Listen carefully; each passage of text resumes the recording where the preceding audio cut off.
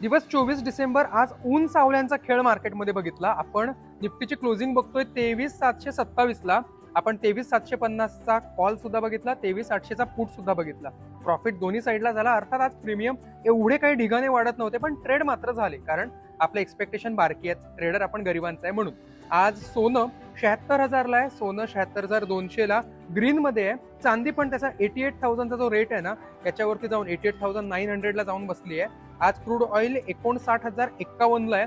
मी expected ठेवतो की 5900चा call थोडासा चालेल. आज क्रूड ऑइल थोडं वर जाईल असं एक्सपेक्टेड आहे. नॅचरल गॅस 318ला आता आहे. आपण 280 पासून बघतोय, लिटरली 247 पासून नॅचरल गॅस बघतोय. 247, 280, हा 318 पण आला. नॅचरल गॅसचे दिवस वाढत आहेत बरं का. त्याच्यानंतर आज मार्केटमध्ये दोन्ही दिशा दिसल्या. मार्केटची नेमकी दिशा काय आहे, तुम्हाला काय वाटतं? मार्केट कुठे जाईल? 24,800 कधी येईल मला सांगा.